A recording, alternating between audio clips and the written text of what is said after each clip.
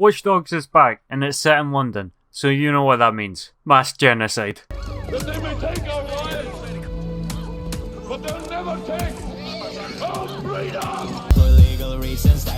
Jokes aside, Watch Dogs just came out, pushing some new cool and innovative ideas, but failing to keep me engaged in the process. Before I begin, this is an impressions video with just under 10 hours into this game. This isn't one of my standard reviews, because I'm gonna be honest, I'm not enjoying the game enough to warrant dumping another 20 hours into the game. I'm back working full time now, and spending my free time on a game I don't enjoy, you know, that isn't exactly my idea of a good time. Right, now I've got being a grumpy bastard out of the way, what is the game about? Well, it's an open world set in a future London where you're a part of some hacker crew called DedSec who need to clear their names after some other terrorists blow up some buildings and blame it on yous. Clearly been playing too much Among Us. You start as James Bond, then you die. Then the game really starts by letting you pick from a group of random characters introducing you to the key attraction of this game, which is you can ask anyone in this world to join your cult, and then boom, you shag their gran,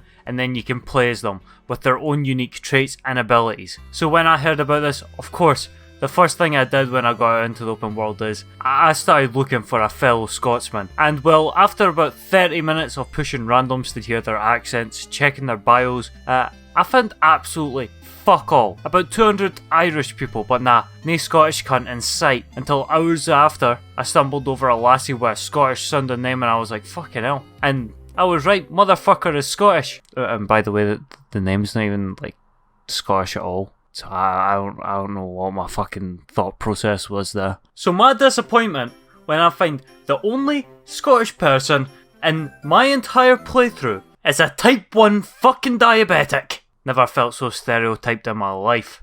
So what if we deep fry Mars bars? The system also comes with a permadeath mode. That means when you die as that character, you completely lose them. Almost like you died or something. Crazy, I know. But I do like this feature as it does add stakes to every encounter and makes getting into fights so much more intense as your life is always on the line, which easily provided my favourite moment of the game, because I was getting chased by the police or wherever they are, and I was genuinely trying my hardest to escape, and it got pretty fucking intense, and that was my highlight through my entire 10 hours. Pretty much. To sum up the Legion system, it's like Pokémon, but you know, with humans. Oh yeah, since I couldn't get a Scottish person, I had to settle for a Karen, and I wasn't really disappointed.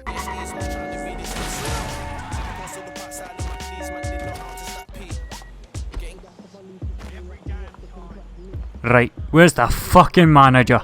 She lived up to her fucking name. Right, so here comes the gripes. How's the gameplay? It's alright. Missions will have you sneaking into a compound, doing a puzzle, and then leaving. That's pretty much it. But it has you using drones and shite to mix it up every time. First issue I don't like about the gameplay. The cameras, drones, and the spider things. These are all such a drag to operate. I genuinely hate going into the spider drone, and the game has got you going into these drones so much. They're slow and pretty much just have you doing the most basic boring platforming and puzzles known to man. These sections never feel cool, challenging or rewarding, and they're constantly thrown at you, making them so fucking repetitive. When you're making a hacker game, this shit is supposed to be the cool shit. Next, the actual hacking, which for the most part is so basic and boring. Pretty much you can attract enemies to electric stuff, maybe blow it up and kill them that way, or just use it to distract them. These hacks are incredibly dull and require no creativity whatsoever, making the kills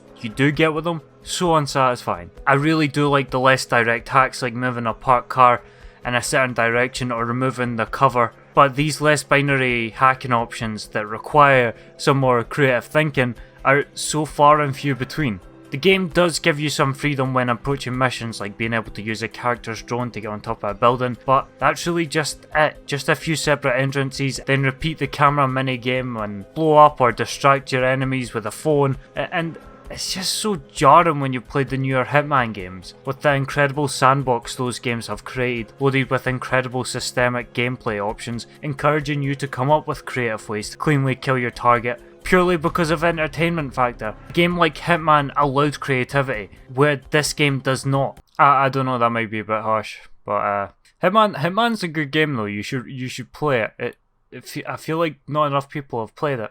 Plus, the gunplay is so mediocre, with the aiming on controller feeling pretty wank, and the driving is as average as it gets. It is very arcadey and only really becomes enjoyable once you start abusing the brakes and hitting hard turns, which I will say is real satisfying at points. But even then, it's still not even a fraction of the fun that GTA 5's driving provides, and that came out 7 years ago, just saying. Another aspect is the progression was so lackluster. You get these points that you can use to unlock abilities and upgrades, and there's just not that many unique or fun ones. They're alright, but I was never working towards any of them or anything for that matter. Every time I completed a mission, that was me. I just wanted to stop playing. I couldn't be bothered starting a mission. It doesn't have the addictive nature of other open world games like Ghost of Tsushima or even games like Far Cry. Another two aspects I do like about the game, however, is of course London looks amazing and it is a really cool setting with some amazing looking visuals.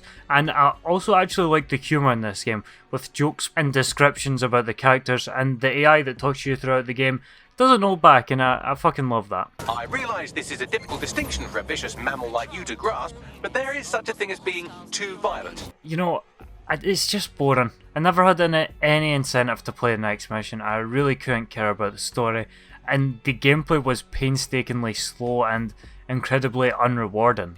The game's not fucking awful, but when you've played so many games and when you've got so many games on offer, playing a game this dull and repetitive just isn't on the fucking table. When you're playing a game that focuses around hacking, you'd expect the hacking to actually be fun, but it's not.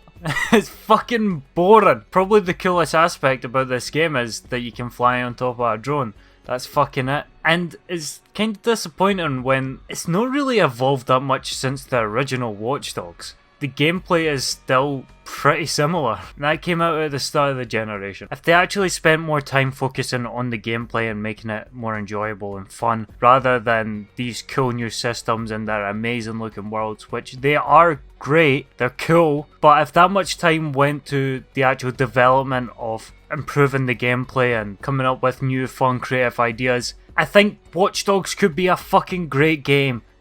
But no, it's so fucking boring. You know, that's just me. I cannot bear to play this anymore. I'm sorry that's not a full fucking review, but you know what? No, I'm not. I'm not gonna fucking spend another 20 hours playing this shite. I wanted to play Avengers over this. I genuinely stopped playing Watch Dogs to play Avengers. If that gives you an idea of how bored I was playing this. It's a cool game, but it really is boring. If you enjoy it, that's cool. But for me, it's really underwhelming. The game's dog shite. I'm sorry.